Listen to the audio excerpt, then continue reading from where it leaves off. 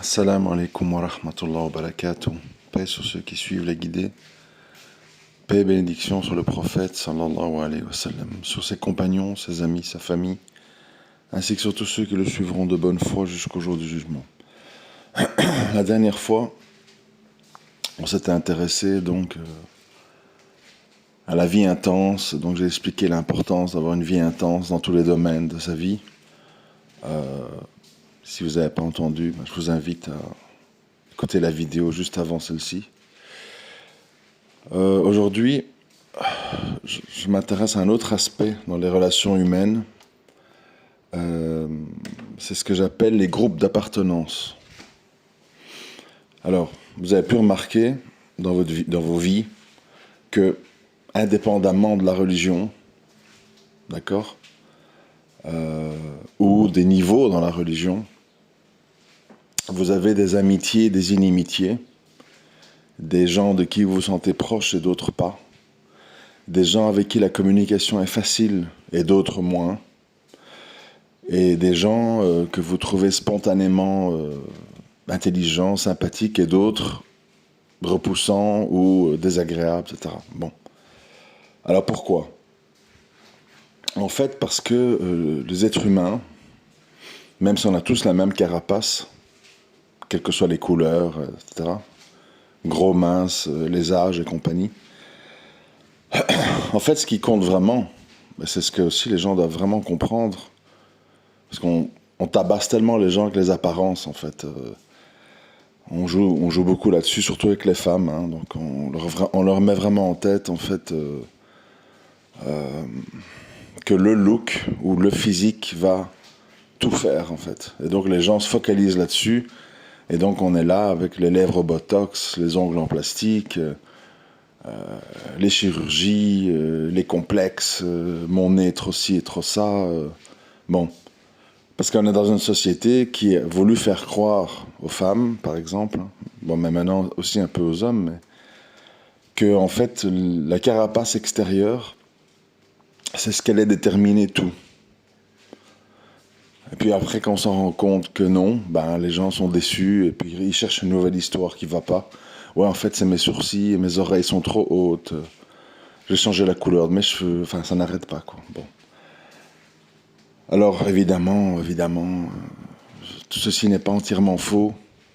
Bien sûr que, voilà, nous sommes un petit peu influencés par nos yeux et que ça joue jusqu'à un certain niveau, et ça dépend avec quel genre d'homme, enfin bon, ça joue, mais pas sur le temps. Ça va jouer sur l'élément déclencheur du début. Et là, il y a un truc, moi, que je trouve très malsain dans cette histoire, finalement. C'est que je me dis, une société qui pousse à ça, c'est une société, en fait, qui veut verrouiller un homme. Ce qui est un peu désagréable en tant qu'homme, j'ai pas trop l'idée de me faire verrouiller, qui consiste en fait à dire, c'est un peu comme ça que ça fonctionne, au début on sort le grand jeu, on est truc, on est maquillé, mince, la fête de mariage, les lunes de miel torrides, etc. Donc on verrouille, c'est-à-dire on verrouille l'homme, on le rend amoureux, puisqu'il y a tout. Puis après, quand c'est mission accomplie, ben c'est le relâchement. On commence à exiger des choses, à déclencher des disputes, à utiliser l'arme de l'intimité pour montrer sa désapprobation sur telle et telle histoire. Bon.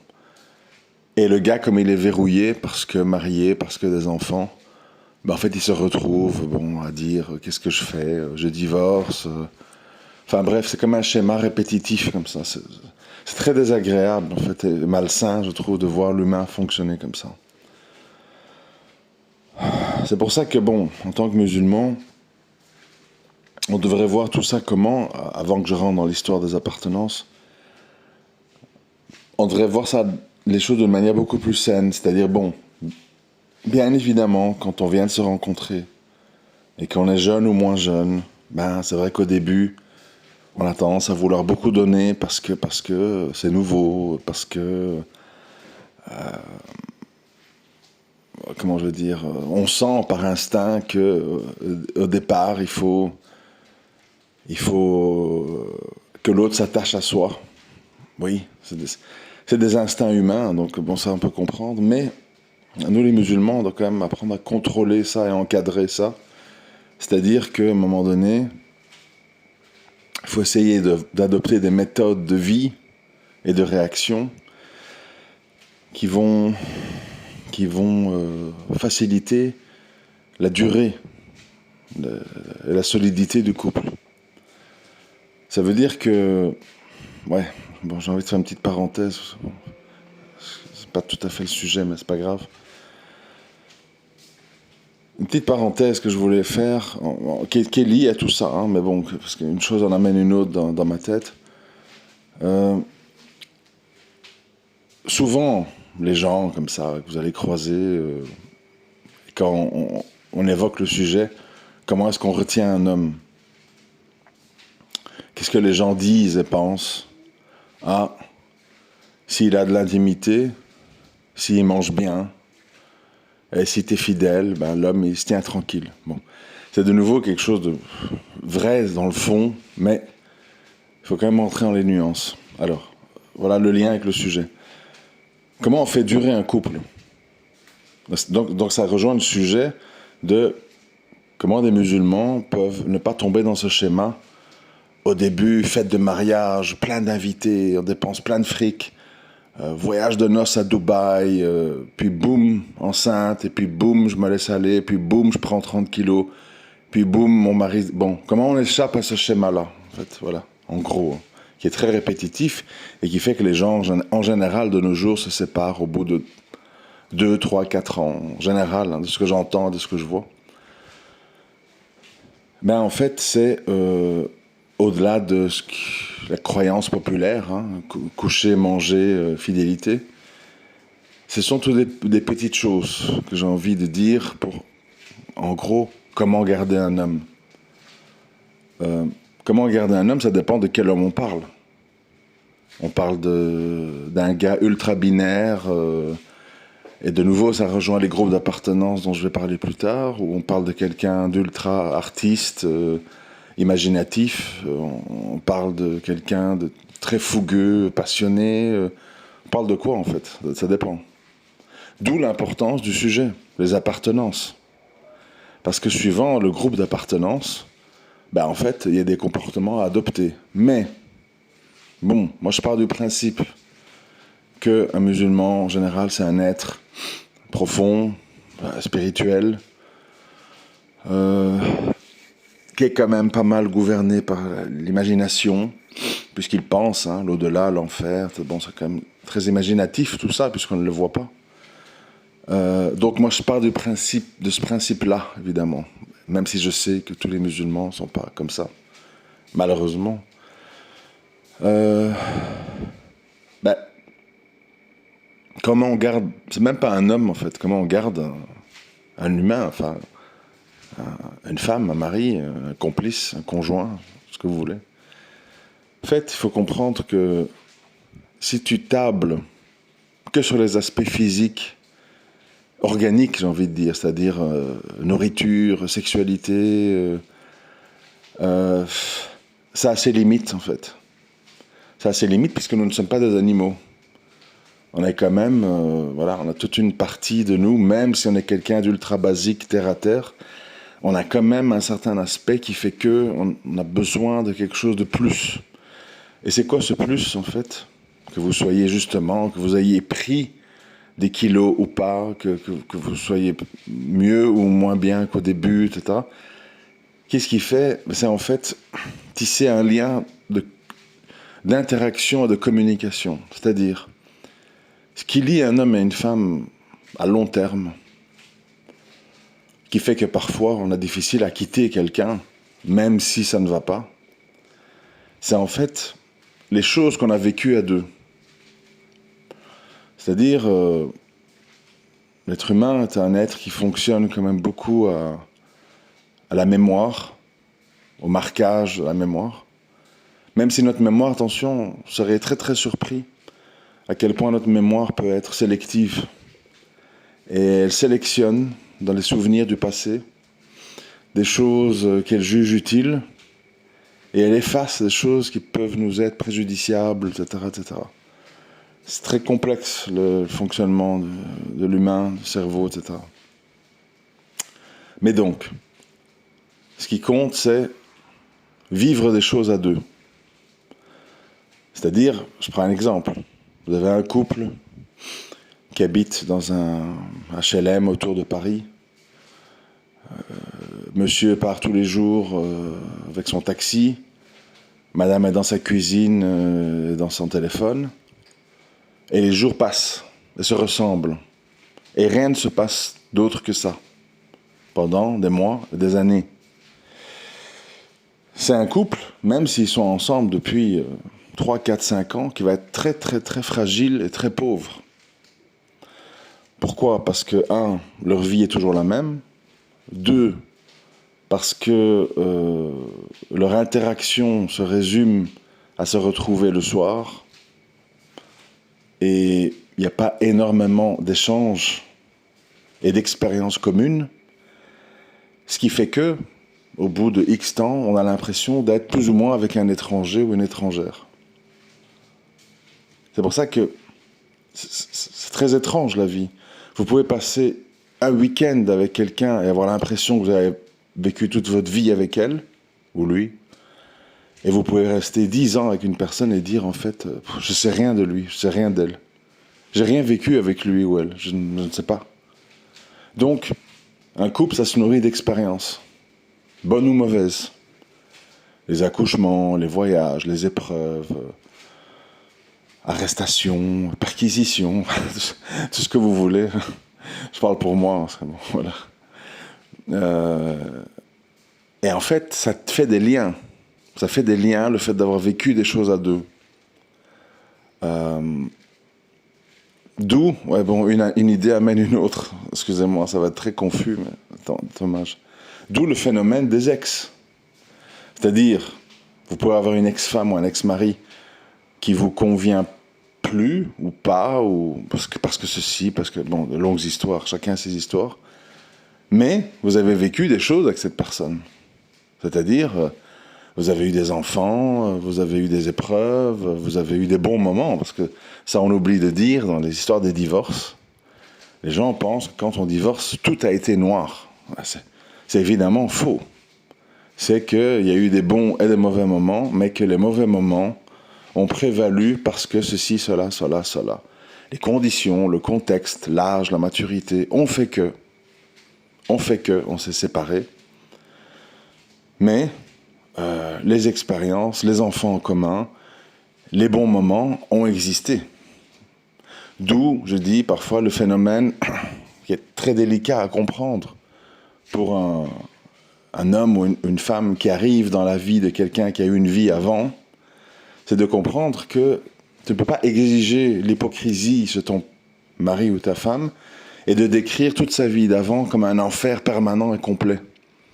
Ben non, c'est pas comme ça que ça se passe. Il y a eu des bons moments, il y a des bons souvenirs, tout n'est pas noir dans cette personne. On ne divorce pas de quelqu'un parce que tout est noir. Non, parce qu'à la base, on l'a quand même épousé. C'est qu'il y a des choses qui nous plaisaient.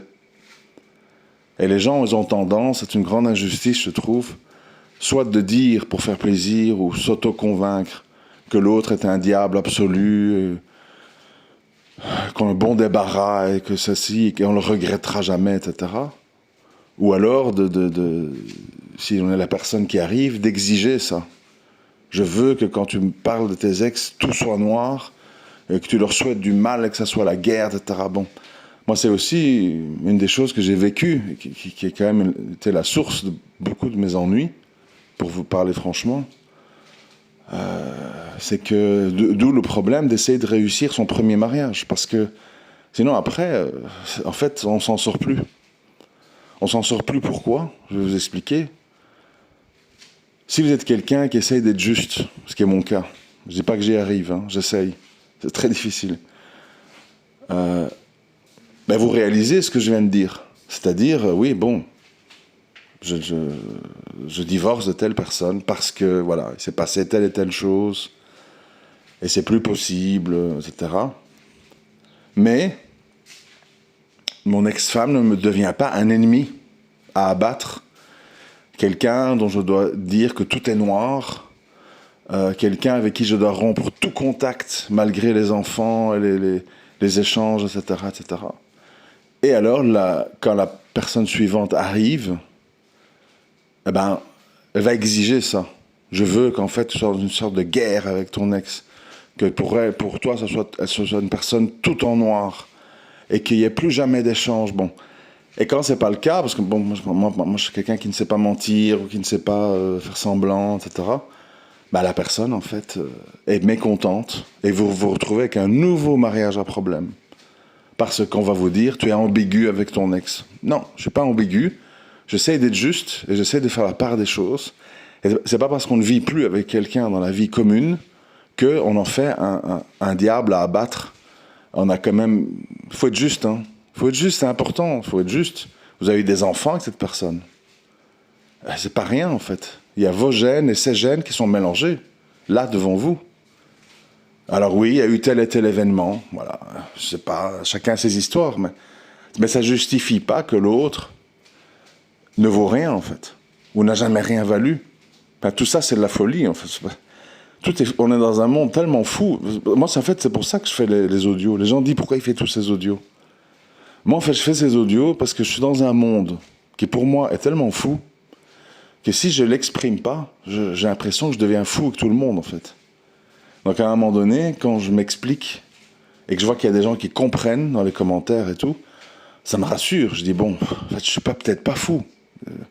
Et moi, je vois les choses comme ça. J'arrive pas à comprendre ce phénomène, en fait. Que quand vous parlez à quelqu'un qui a une ex ou un ex, il vous en parle comme si c'était un démon. Subhanallah, c'est pas normal, en fait. C'est pas normal. Moi j'ai pas mal d'ex vu ma vie. Jamais je vais dire d'une ex, tout est noir. Il n'y a rien de bien. C'est faux. C'est faux. Ma première femme avait plein de qualités, je reconnais. Juste, à un moment donné de ma vie où je suis devenu plus pratiquant, elle m'a pas suivi. Elle n'a pas voulu se convertir, etc. Donc à un moment donné, j'ai pas eu le choix. Voilà. Une autre ex, suivante, on va dire, plein de qualités, des autres qualités, mais plein de qualités. À nouveau, je reconnais. Mais nous avons eu dans nos vies trop d'épreuves, trop de malentendus, trop de gens qui rentraient dans nos vies, qui influençaient, etc., etc. Et donc, malheureusement, avec le temps, ça a été ça a été abîmé, puis alors il y a les blessures, les rancunes, puis voilà. Mais jamais je vais dire tout est noir, aucune qualité. C'est un mensonge, c'est injuste. Et la dernière, des qualités, pas beaucoup, mais des qualités, oui, je reconnais. Sérieuse dans la religion, prière à l'heure, tout ça je reconnais. Mais des graves défauts qui font que la vie commune et la gestion d'une famille est impossible. Des graves défauts qui sont dus, je ne sais pas, soit à un problème de caractère ou de psychologique ou une maladie, ça je ne sais pas. Mais des défauts qui sont trop importants que pour être dans la vie commune. Voilà, mais il y a des qualités. Sinon, on n'épouse pas quelqu'un s'il n'y a pas de qualité.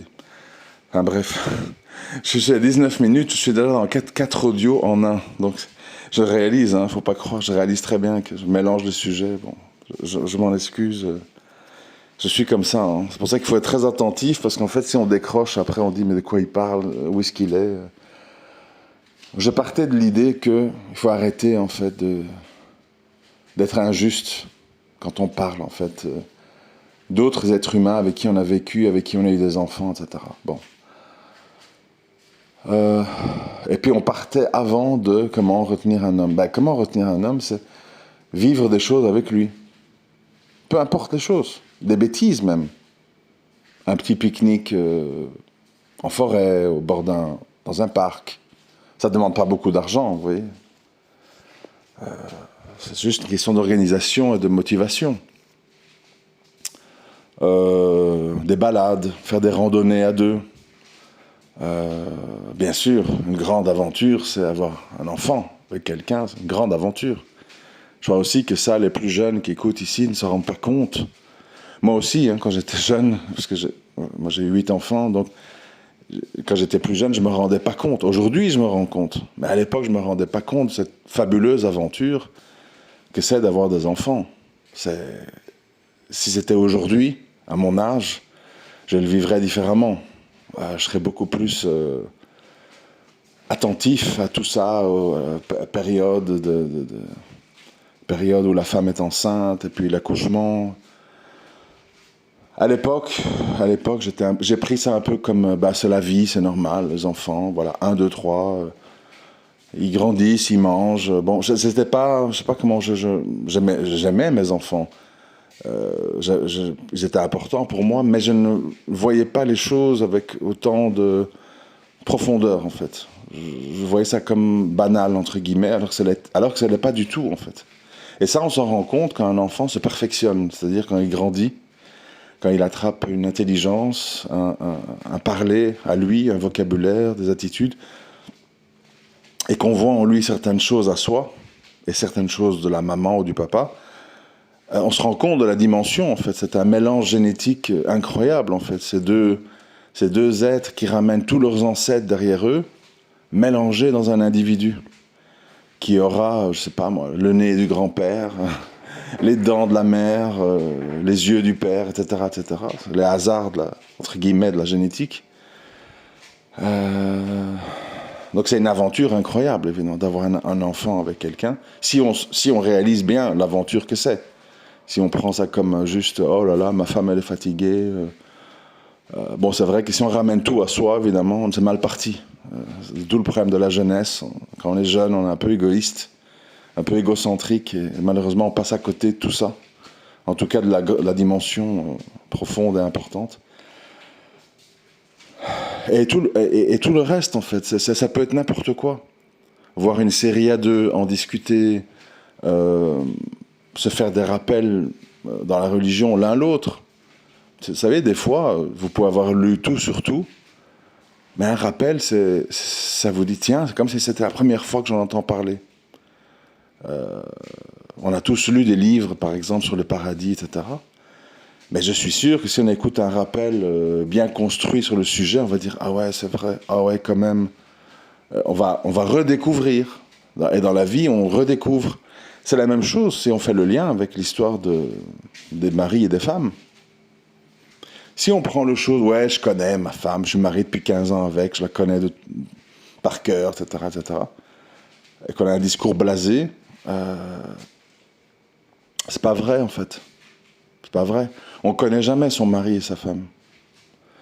On croit connaître l'image qu'on s'en fait, est-ce qu'on a vécu avec elle ou avec lui.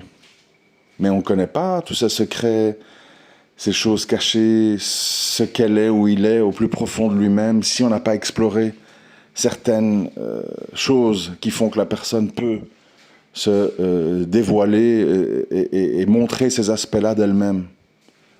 Je vous dis, l'être humain, c'est une créature très, très étonnante. Et des fois, on peut être choqué, en bien, en mal. C'est complexe. Si on revient à l'histoire des divorces, il y a des choses qu'un homme peut trouver, ouais, je sais pas, touchant chez une femme, mais ce côté touchant peut aussi être quelque chose qui est usant dans la vie de couple, sur le temps. Par exemple, quelqu'un qui est ultra sensible, bon, il y a un côté, voilà, Ça montre que c'est un être vivant, ça montre que c'est un être qui réagit, qui a des émotions, etc. Mais ça suppose quelqu'un qui est très vite vexé, très susceptible, très changeante, très lunatique. Et c'est pas facile dans la vie de tous les jours. C'est pas facile. C'est aussi quelque chose qu'il faut faire attention. Il faut faire attention à tout, mais il faut se dire que quand on est dans la vie de couple, ben, on ne se subit plus soi-même. On se fait subir à quelqu'un d'autre. Et il y a des choses qu'on ne peut pas faire. En tout cas, pas d'une manière répétitive et lassante. Crise de jalousie, crise de violence, cris, chantage affectif au niveau du lit et compagnie. Il y a des choses, il faut faire attention. Hein. C'est pas un terrain de jeu, le couple, où on peut faire n'importe quoi pendant n'importe quelle durée. À un moment donné, même le meilleur des hommes ou la meilleure des femmes va dire « stop, c'est trop ». J'ai des bons souvenirs avec toi, je trouve que tu m'attires physiquement, tu es quelqu'un qui est bien dans la religion, etc., etc. Mais ce défaut-là qu'il y a chez toi est tellement prégnant, est tellement omniprésent dans nos vies que je ne peux plus. Et pourtant, je ne dis pas que tout est noir. Vous comprenez ? Et pourtant, je ne dis pas que tout est noir. Je connais tes qualités. Je ne dis pas que tu es moche, je ne dis pas que tu es devenu plus attractif. Mais ce défaut-là que tu as, il est tellement présent dans nos vies, et tellement répétitif, que je me sens asphyxié, je ne peux plus. Question de vie ou de mort. Et voilà comment on en vient à... Vous voyez, c'est pas aussi simple que les gens croient. Les gens croient, voilà, mon ex est devenu une espèce de diable humain, je le quitte, truc, et c'est la guerre pour les enfants. Tout ça est d'une immaturité, d'une injustice crasse, en fait. C'est terrible.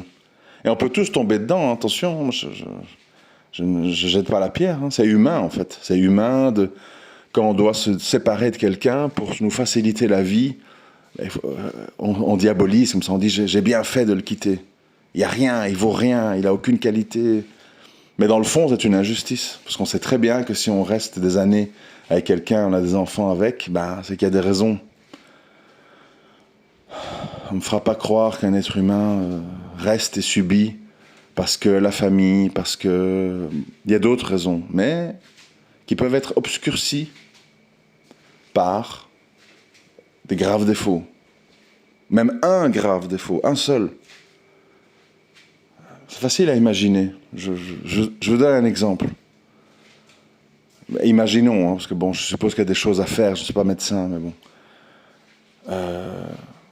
Tout est bien, une femme et son mari, etc. Tout est bien, mais une femme qui veut absolument des enfants, à elle, pas adopter ou quoi, et son mari est stérile, ou son mari est impuissant, ou même moins grave.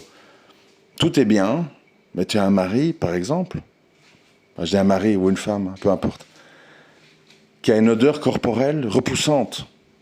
Moi, j'ai connu comme ça, je me rappelle, pas beaucoup, mais j'ai connu comme ça un homme, un ami, j'avais 18-19 ans, c'est un ami tunisien, avant l'islam, hein, bon, dans une vie un peu plus dissolue, on va dire. Je me rappelle très très bien, en fait. Très sympa, très marrant, tout ce qu'on veut. Mais il avait une odeur corporelle impossible, en fait. À un moment donné, dès qu'il transpirait un peu, tu ne pouvais plus rester à côté de lui. C'est très traumatisant, je me rappelle. Parce que les odeurs, c'est quelque chose qui reste dans le cerveau. Et ça doit arriver, hein, ça doit arriver qu'on a une femme ou un mari qui, à un moment donné, a une odeur personnelle qui est impossible, en fait. Vous voyez, ça peut être des bêtises, ça peut être des choses qui paraissent bêtes, mais qui vont faire barrage. Ou tu as une femme qui est tout le temps au téléphone avec sa mère. Et la mère la téléguide dans tout. Elle est peut-être pleine de qualités, voile, prière à l'heure, machin, nourriture, intimité. Mais en fait, son mari, c'est sa mère, en fait. Moi, j'ai pas connu ça, mais je sais que il y a des frères qui ont connu ça. C'est d'où je dis, il faut faire attention. Parce qu'on va dire, mais à quoi, il lui manque rien à mon mari. On a de l'intimité, il mange bien, la maison est propre, je fais ma prière à l'heure, je suis pudique, je suis voilé. Qu'est-ce qu'il a? Pourquoi il parle de divorce et de co-épouse? Les gens ne comprennent pas. Parce qu'il y a une chose essentielle que tu fais qui le blesse et le dérange. Et ça obscurcit tout le reste. Même si le reste est vrai. Vous comprenez? C'est ça le phénomène dont je parle. Mettez-vous en situation. Si vous avez besoin de parler avec votre femme, vous avez besoin d'échanger avec votre femme, et vous ne voulez pas d'une influence extérieure qui dicte tout. Comment il faut appeler l'enfant, comment il faut décorer, qu'est-ce qu'il faut faire, pas faire, où est-ce qu'il faut aller en voyage. Qu'en fait, votre femme devient une sorte de chambre d'écho de sa mère. Peut-être ça vous dérange fortement. Eh bien, malgré toutes les qualités que votre femme peut avoir, à la fin, ça peut devenir obsessionnel. Et ça peut devenir quelque chose qui vous repousse. C'est ça la vie, c'est qu'il faut faire attention de ne pas avoir un grand défaut qui casse, en fait. Qui casse la relation.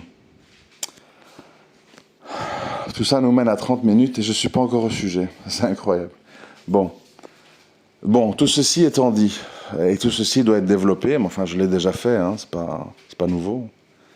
Je vais essayer de faire vite pour la fin. Comme vous le savez, puisqu'on m'a accusé d'être astrologue, que je faisais des thèmes astro pour les gens, etc. Bon, bref. Je les vendais, je faisais de l'argent, enfin, plein de choses on a dit, ça et d'autres.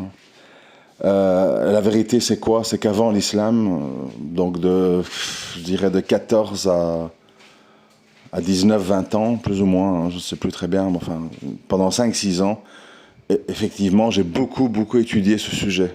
Je n'étais pas musulman, je ne savais pas, etc. Bon. Et j'en ai retiré quand même des choses intéressantes dans le domaine de la psychologie humaine, etc.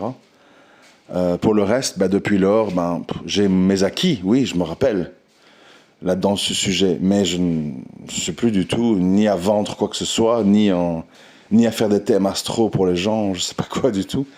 Mais bon, on peut pas. Voilà. Les gens partent d'une chose, ils la grossissent, ils la déforment, et puis ils en font une vérité. Mais je connais le sujet. Le sujet que beaucoup de gens ne connaissent d'ailleurs pas, qui n'a absolument rien à voir avec les horoscopes. Les gens croient que l'astrologie, c'est les horoscopes. Les horoscopes, ça veut dire, oui, demain, vous allez gagner beaucoup d'argent, après-demain, vous allez tomber, vous casser la jambe. Ça, c'est de la divination, c'est du shirk, c'est du kufr, c'est tout ce que vous voulez. L'astrologie, c'est en fait une espèce de classification des gens suivant l'endroit et la date où ils sont nés, par rapport à leur caractère et leur nature. Et donc, ce n'est pas des prédictions, c'est plutôt une espèce d'analyse, moi qui me semble quand même, avec le recul, assez douteuse, qui fait que vous êtes ce que vous êtes parce que vous êtes né à tel moment, à tel endroit, à telle heure. Moi, je pense que c'est plus compliqué que ça. Je pense qu'il y a le milieu social, il y a les stimulations intellectuelles, il y a la religion, il y a beaucoup de choses en fait. Mais bon, ça mis à part, parce que c'est pas le sujet de l'audio, ce que j'en ai retenu, moi, que je trouve intéressant, au-delà de tout ça, c'est la classification en fait. C'est-à-dire, qu'est-ce qui est dit? On dit qu'il y a des êtres humains de feu, de terre, d'eau et d'air. Et ça, je trouve que par contre, c'est vrai. C'est-à-dire, moi, je ne sais pas si, parce qu'on est né à tel endroit, à tel moment, on est automatiquement complètement comme ça, etc. Donc ça, c'est pas le sujet, c'est de dire, parmi les êtres humains qui vous entourent, on peut dire, oui, ça semble pas mal, qu'il y a cette sorte d'appartenance. Alors, ça veut dire quoi?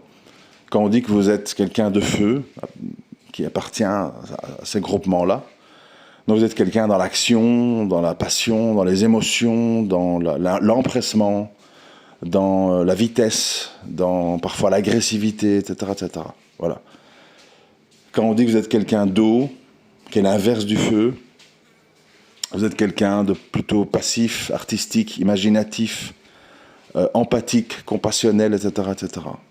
Quand on dit que vous êtes quelqu'un d'air, vous êtes quelqu'un qui est dans les idées, dans la légèreté, dans la rapidité, dans le côté aussi manque de profondeur, puisque l'air, ça bouge, c'est pas stable, c'est pas stagnant comme de l'eau, etc. Et alors, terre, c'est de la terre, c'est stable, c'est fixe, c'est réaliste, c'est organique, c'est lent, etc., etc. Et donc c'est vrai que ça, c'est un aspect intéressant du domaine, c'est les classifications. Alors bon, moi j'en parle pourquoi? Pas pour faire l'apologie de quoi que ce soit, j'en parle en fait pour vous aider à comprendre, et pour mettre des mots sur les choses pour qu'on se comprenne. Si on prend par exemple le cas d'un couple où on va dire l'un est de l'eau et l'autre est de la terre. Pour vous dire qu'il n'y a pas de déterminisme, il y a des choix. Alors, si l'un est de l'eau et l'autre de la terre, ça veut dire quoi? Ça veut dire qu'il y a un des deux dans le couple qui est plutôt froid, organisé, structuré, stable, fidèle, etc., etc. Et l'autre qui est plus émotionnel, instable, imaginatif, profond, etc., etc. Alors, pourquoi j'en parle? Dans toutes ces combinaisons, parce qu'il peut y avoir toutes les combinaisons possibles, deux eaux, deux terres, un terre, un feu, un air, et compagnie. Vous voyez, les quatre mélangés, toutes les combinaisons possibles, homme-femme, femme-homme, il n'y a pas de déterminisme. Je vais m'expliquer. Ça veut dire que, bien sûr, il y a des choses qui sont plus faciles que d'autres. Aujourd'hui, avec le recul, je ne peux pas nier que si vous épousez une femme ou un mari d'une autre culture, avec d'autres références historiques, avec qui a eu tout à fait une autre enfance que vous, et qui en plus a une famille qui est comme elle, et qui en plus a peut-être une appartenance au niveau de son caractère qui est totalement opposée ou différente de vous, ça va être très difficile. Au-delà de, on ne sait plus physiquement, pendant 3 semaines, 1 mois, on s'est découvert, et puis, puis la réalité arrive. Qui sommes-nous, tu vois? Donc moi, je ne nie pas ça. D'où je peux comprendre quand même les gens qui se dirigent à un moment donné vers un mariage, pas pour plaire à la famille, mais où à un moment donné, on ne se nie pas sur qui on est, tu vois. Moi, je me rappelle très bien, je ne sais plus très en quelle année, ça remonte. Il y avait une sœur dans une rencontre de mariage. Bon, c'était bien, mais enfin voilà, après on parlait de choses et d'autres. Qui m'a dit, tu sais, nous les Maghrébins, enfin en tout cas elle parlait pour elle, dis-nous les Maghrébins, Maghrébines, je sais plus, même qu'on n'aime pas ça, du fait de notre éducation, avec nos parents, les exemples qu'on a vus, etc.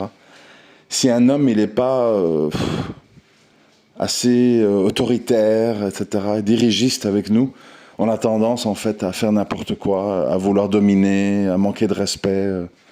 Elle dit, moi, j'ai remarqué ça chez moi, parce que je crois qu'elle avait été mariée, un converti, divorcé. Je crois que c'était ça, l'histoire. Elle a dit, j'ai remarqué ça chez moi. En fait, mon mari était très gentil. Pas de problème de virilité, tout ça. Ça se passait bien. Je n'étais pas frustré sexuellement. Hein. Mais du fait qu'il était trop gentil pour notre mentalité à nous, maghrébine, j'ai fini par lui manquer de respect. Et je regrette, je me rends compte que c'est pas bien, mais en fait c'est plus fort que nous. On a été éduqués, formatés sur un homme doit être comme ça, comme ça, comme ça. Il doit nous mener la vie dure, on doit en avoir un peu peur, il doit être dirigiste. Hein. Et donc, comme mon mari, il était trop... et qu'est-ce que t'en penses? Et qu'est-ce qu'on fait? Qu'il était éduqué à l'occidental, en gros, moi, à un moment donné, ça m'a déformé et ça m'a rendue agressive et méchante. Bon, fondamentalement, c'est pas bien, etc., mais c'est quand même bien quand quelqu'un comprend ce qui lui arrive. Ça veut dire qu'il a fait un travail d'introspection. Il dit pas, ouais, l'autre, c'était un con, c'était un mou, c'était pas un vrai rageux, machin, bon. Il dit, non, ça vient peut-être de moi, en fait. Moi, je suis quelqu'un qui a été déformé par comment j'ai vu que ça se passait autour de moi dans ma famille. Et ça m'a formaté et j'ai pas accepté, je me suis pas adapté, etc. Donc, Et là, vous voyez que ça n'a rien de déterministe. C'est lié, en fait, au contexte social, familial d'une personne dans sa jeunesse. Ce n'est pas le moment de sa naissance, l'heure, c'est autre chose. Donc c'est pour ça que j'ai dit que c'est très incomplet quand les gens disent tout est déterminé par les astres.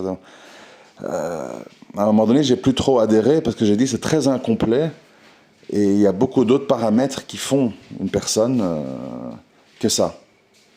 Même si dans le fond, on peut discuter, parce qu'il y a justement cette appartenance, là, feu, air et compagnie, qui d'une manière générale, se vérifie plus ou moins, quoi. En tout cas, que ça existe, je ne sais pas si ça existe parce que les gens sont nés à tel et tel moment. Ça, c'est un autre débat. Et donc, je disais, pour revenir au sujet, je disais... il est clair qu'il y a des combinaisons plus compliquées que d'autres. Ça, il ne faut pas se le cacher. D'où l'exemple que j'ai donné de la maghrébine avec son mari converti. On ne peut pas nier ça. Ah, donc, ça veut dire quoi? Ça veut dire que, normalement, les gens, avant de se marier, et de discuter de trucs sans intérêt, en fait. Comme je l'ai déjà dit dans d'autres audios, les gens, qui veulent se marier, ils ont des discussions sans intérêt. Parce que soit la femme ment, soit elle dit la vérité, mais elle dit la vérité aujourd'hui, à froid. Elle n'est pas encore amoureuse de vous, elle n'a pas encore couché avec vous, elle n'a pas encore d'attache, donc elle dit oui à plein de choses qui après seront non. Donc c'est une perte de temps. Mais bon, voilà, c'est comme ça. Pour moi, pour vous dire franchement, l'unique intérêt de la Muqabala, c'est se juger physiquement. Voilà, point. Parce que physiquement, et encore, hein, ça serait étonné, je dis ça aux plus jeunes, parce que tu as des femmes qui portent très bien le voile, qui les embellit, et tu as des femmes qui ont un voile qui les enlaidit, d'accord? Et des fois, c'est quelque chose de très extrême. C'est-à-dire qu'il y a des femmes qui peuvent sembler être, pas vous convenir physiquement voilées, ou l'inverse. Hein. Donc, parce qu'il y a des gens, en fait, leurs cheveux font tout. Quand il y a la chevelure, ça change tout. Et t'as des gens, à l'inverse, ils ont un très beau visage et tout, donc le voile n'est pas une source de repoussement, ou je sais pas comment on dit. Et au contraire, quand il n'y a pas le voile, voilà, la chevelure n'est pas un embellissement, enfin, voilà. Donc, de nouveau, bon, tout ceci est très incomplet, très trompeur, j'en ai déjà parlé, je ne vais pas revenir dessus. D'où je pense, à un moment donné, quand on est comme ça... dans discussion de mariage, donc de bien se regarder, les expressions, la voix, les réactions, et voilà, de voir tous les aspects de la personne avant de s'engager. Pour le reste, ce sont beaucoup de discours, beaucoup de blabla, qui peuvent être en partie vrais, en partie faux, qui veulent absolument rien dire, parce que quelqu'un peut vous dire la vérité, hein, je fais la prière à l'heure, je ceci, et la hijra, et machin. Et puis, oui, mais dans la vie commune, il y a des défauts qui font que tout ça ne pèsera pas bien lourd, donc c'est compliqué en fait. Donc à un moment donné, à part voir l'apparence de la personne et consulter Allah et voir s'il facilite ou pas, il n'y a pas grand-chose d'intéressant dans tout ça. Mais bon. Et donc, pour conclure, sur le sujet des appartenances, il n'y a pas de déterminisme, je disais. Ça veut dire que vous pouvez être mari et femme en opposition ou très différents. Comme j'ai dit, eau, terre, feu, je sais pas quoi, bon. Et réussir à comprendre que l'autre peut vous apporter des choses. Par exemple, si moi je suis quelqu'un de très, ce qui est mon cas, hein, très imaginatif, très artistique, très compassionnel, très dans les idées et les émotions diverses et variées, ben, est-ce que ça serait bon pour moi d'être avec quelqu'un comme moi? Honnêtement, je pense pas. Voilà. Trop de discussions, trop de sensibilité, trop d'émotions, pas assez de réalisme, voilà. Donc, ça veut dire qu'il faut quelqu'un que tu as différent de moi. Alors, mais quelqu'un de différent, ça veut dire que la personne ne fonctionne pas comme moi. Et donc, il faut s'adapter. Et s'adapter, c'est le prix à payer pour avoir un mariage complémentaire. Donc, on en revient à chaque fois à ça. On n'échappe pas à faire des efforts, à être attentif à l'autre, etc., etc. Tandis que si on veut la facilité, je veux quelqu'un qui me ressemble, qui pense comme moi, tout comme moi, d'abord, il faut se poser la question, qu'est-ce qu'on va s'apporter, puisqu'on est déjà les mêmes? Et deux, est-ce que c'est souhaitable, quelqu'un qui a la même nature que moi pour gérer un foyer? Moi, honnêtement, je parle franchement, hein, moi, en fait, j'ai besoin de quelqu'un dans ma vie, bon, enfin, c'est le cas, hein, alhamdoulilah. Moi, j'ai besoin de quelqu'un dans ma vie qui soit très, certes, passionnel et tout ça, mais qui est aussi quelqu'un de très organisé, de très structuré. Parce que moi, je suis trop dans les émotions et les idées. Même si je ne suis pas dans tout, hein, je veux dire quand même, je sais gérer les factures, les choses, mais je parle pour beaucoup d'autres choses. Moi, par exemple, je suis quelqu'un qui suis incapable de rester 2 heures devant des plaques électriques à cuisiner. Je ne sais pas faire ça. Je ne sais pas parce que ça me prend trop de temps. Et pour moi, le temps, j'ai tellement de choses à faire, à lire, à analyser, que ça me tue, en fait. Donc je finis par mal manger pour manger vite. Ranger, oui, je peux avoir des crises de rangement. Puis, de nouveau, pour les mêmes raisons, le temps que ça prend, ben, je délaisse. Et là, ça se dégrade. Jusqu'au moment où ça se dégrade trop, et alors j'ai une crise de rangement. Mais en attendant, tu vis tout ce temps-là dans le désordre. Etc., etc. Je ne vais pas rentrer en détail, mais... Donc ça veut dire que parfois tu as besoin de quelqu'un dans ta vie qui ne soit pas la même chose que toi. Oui, qui ait des points en commun sur certains sujets, par exemple la religion, la sexualité, mais que sur d'autres, on soit complémentaires. Donc c'est pour ça que je vous dis, ne tombez pas dans le piège narcissique qui consiste à dire « je dois trouver quelqu'un qui est comme moi ». Qui va tout me comprendre, qui va réagir dans tout comme moi. Parce que c'est pas souhaitable. D'où je vous ai dit qu'on n'est pas des bons juges pour choisir nos femmes, ou nos maris. Bon. Allah, il sait, nous, on sait pas. Nous, on sait pas. Nous, comme ça, si tu demandes comme ça à quelqu'un, tu cherches quoi? C'est quoi ton genre de femme? Souvent, moi, j'entends ça. Hein. Aujourd'hui, je sais à quel point c'est absurde de dire ça, en fait. C'est d'une absurdité sans nom, je vous assure. Hein. Quand on dit c'est quoi que tu cherches, c'est quoi ton genre de femme? D'où les trucs, là, les sites de rencontres, avec les papiers là, remplis avec des questionnaires interminables. C'est d'une absurdité sans nom, je vous assure. Parce qu'un être humain, c'est pas un ensemble de cases. Un être humain, c'est quelqu'un qu'on découvre dans le mariage. Et tu n'y échappes pas, en fait. Voilà, tu n'échappes pas à cette épreuve. Tu sais pas. Avant, c'est que de la théorie, c'est que des questionnaires, c'est que des... Je vous donne un exemple, allez. Un frère... Attendez, j'essaie de me rappeler bien l'histoire. Un frère, il voulait épouser une sœur qui lui plaisait énormément, tout était bien, mais... je ne sais plus le détail, mais je crois de mémoire... C'est quelqu'un qui ne voulait pas donner la sucette de « je renonce à la polygamie, je ne serai jamais polygame ». Il n'a pas dit ça, en fait.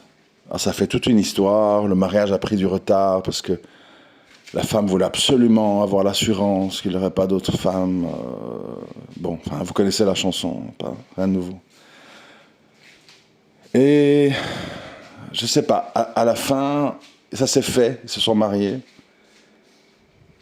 Et je ne sais plus très bien quel arrangement ils ont trouvé. Mais enfin, ils se sont mariés, voilà, en gros. Et la femme, moi j'étais un petit peu intervenu comme médiateur, parce que lui était converti, elle, algérienne, je crois. La femme, en fait, voulait rien savoir de ça. C'était vraiment la haine totale. S'il a une autre femme, ceci... Moi, je sais que je vais réagir d'une façon... Je ne nie pas que c'est dans le din, mais moi... Avec mon caractère, ça serait un désastre. Enfin bon, un truc terrible. Bon, ils se sont quand même mariés. Et vous voyez le caractère de la femme sur la question de la polygamie. Vous comprenez ? Quand je vous dis que ça sert à rien, les mukabala, voilà pourquoi. Après, j'ai eu des nouvelles de ce frère, je crois, 6-7 ans plus tard. Et j'ai dit, ah, comment ça va? T'es toujours marié? T'as des enfants? Oui, alhamdoulilah, on a 3 enfants. On vit, je sais, bon, je vais pas dire où, enfin voilà, etc. Et il m'a dit, ah, tu sais, j'ai 2 autres femmes. Je dis, quoi? Comment 2 autres femmes? Il dit, oui, j'ai 3 femmes. Ça se passe bien, elles s'entendent bien entre elles, les enfants jouent ensemble. J'ai eu beaucoup de baraka, enfin bon, bref, il me raconte son histoire. Mais j'ai dit, mais attends, mais t'as eu les 2 autres femmes avec cette femme-là que tu m'as fait appeler pour la médiation? Et il me dit, oui, oui. Et je dis, qu'est-ce qui s'est passé? C'est pas possible. Fou. Et il me dit, bah écoute, oui, elle était comme ça. Puis un jour, ça s'est fait. Je l'ai annoncé, il y a eu des drama queens, des cris, des machins, des menaces, plein de choses. Il y a eu une séparation. Puis au bout de 2-3 mois, elle est revenue. Elle a dit qu'elle a le pardonne, qu'elle devait quand même essayer pour voir si son nefs pouvait surpasser, etc., etc. Puis finalement, ça s'est beaucoup mieux passé que ce qu'elle croyait. Et au final, elle et la coépouse l'ont encouragée à prendre une 3e sœur en charge. Enfin voilà, tout à fait. Donc vous voyez, imprévisible. À la base, la femme totalement contre. Guerre totale, menace. Et puis, le gars, il a 3 femmes. Donc, faut arrêter, en fait. Faut arrêter de croire qu'on contrôle tout, que ce que dit quelqu'un aujourd'hui, c'est ce qu'il va dire demain. Dans les 2 sens, t'as des gens, oui, oui, j'interdis pas ce qu'elle a permis, nanana. Puis après, quand la coépouse arrive, c'est la guerre à mort. Donc, s'il vous plaît, enfin, il faut être réaliste, quoi.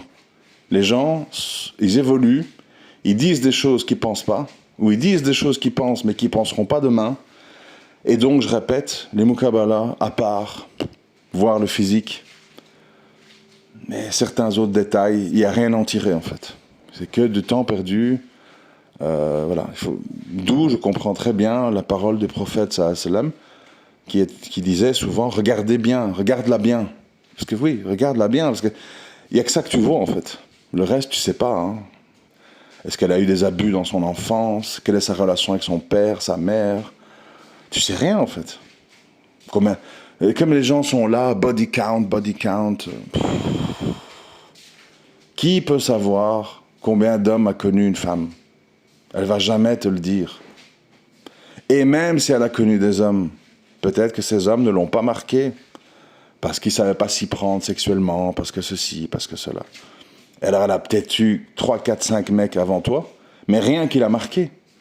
Et par contre, tu peux avoir une sœur vierge qui n'a jamais connu un homme, mais qui a fantasmé à 200 à l'heure sur des acteurs de cinéma, des chanteurs, Justin Bieber, machin, et qui, en fait, dans sa tête, a fait beaucoup de choses. C'est très compliqué, la vie, mes frères. C'est pas comme vous croyez. C'est pas comme vous croyez. L'être humain, il est très complexe. C'est un être imaginatif, pas que physique. Et quand j'entends des frères comme ça, qui ont pourtant 40 ans et plus, dire dans des spaces, ouais, une femme qui a connu des hommes, c'est grillé. Vous savez, il y a plein de gens dans nos vies qui sont pas marquants. Moi, quand je vois ma vie, tous les gens que j'ai connus en amitié, en amour, avant l'islam, après l'islam, mes souvenirs d'eux sont très très flous. Hein.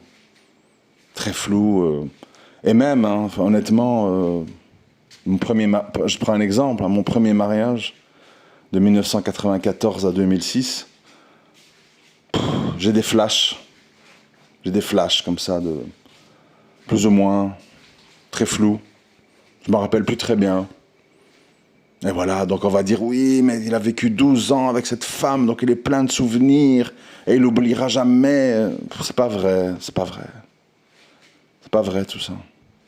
Ton cerveau sélectionne, tu retiens des petites choses, mais chaque nouvelle aventure, tu reformates le disque dur, en fait, tu te reprogrammes, tu redécouvres une femme ou un homme, et ce qu'il y a eu avant, c'est pas très clair, en fait. Et ça se dissipe avec le temps. D'où quand même on dit, ça je veux bien admettre, que quand quelqu'un a été longtemps marié, il doit passer un certain temps avant de se remarier. Oui. Je pense que... Mais bon, de nouveau, ça dépend. T'as des hommes, T'as des hommes, ils tournent la page très vite. Hein. Ça dépend. Moi, j'aime pas les idées toutes faites là-dedans. Il faut épouser quelqu'un qui nous ressemble. Ça dépend. T'as des gens, ils comprennent que la complémentarité, c'est important et ils font des efforts. Et comme ils font des efforts, ben, ça se passe bien. Puis t'as des gens, ils épousent quelqu'un comme eux, même bled, même village, la famille, nos familles se connaissent et tout.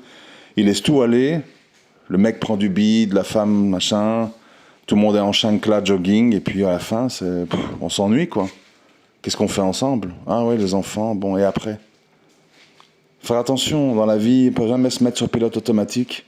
Il faut toujours être en éveil, il faut toujours se poser des questions. Il faut toujours ne rien prendre pour acquis. Et d'ailleurs, j'ai envie de dire, si il ne se passe rien entre des gens au niveau communication, expérience de vie, et que les enfants s'enchaînent, et qu'on reste là pendant 10, 15, 20, 30 ans, il faut se poser des questions en fait. C'est quoi le sens de votre vie? Vous faites quoi là? Manger, dormir, amener des cadeaux au bled, les enfants, ah, il a son bac, enfin on connaît la chanson. Hein. C'est ça le but. Moi évidemment je trouve ça triste, mais bon, beaucoup de gens voient ça comme une vie réussie, accomplie quoi. Ma fille est avocate, mon fils est ingénieur, tout le monde en cravate, l'autre sans voile, et on est reparti pour un tour quoi. Enfin, je sais pas. Chacun fait ce qu'il veut, hein, mais bon. Tout ça pour vous dire, voilà, je conclue vraiment là-dessus. Oui, nous ne sommes pas tous les mêmes, mais même si nous ne sommes pas tous les mêmes, il y a des choses, indépendamment de nos différences, qui doivent être mises en place. Communication, expérience en commun, vivre des choses à deux, prendre parfois des risques, parce que si on ne prend pas de risques, ben on ne vit pas des choses, on est dans sa zone de confort, donc ça devient très routinier. Et c'est ça qui fait que, ben en fait, il y a des liens qui se forment.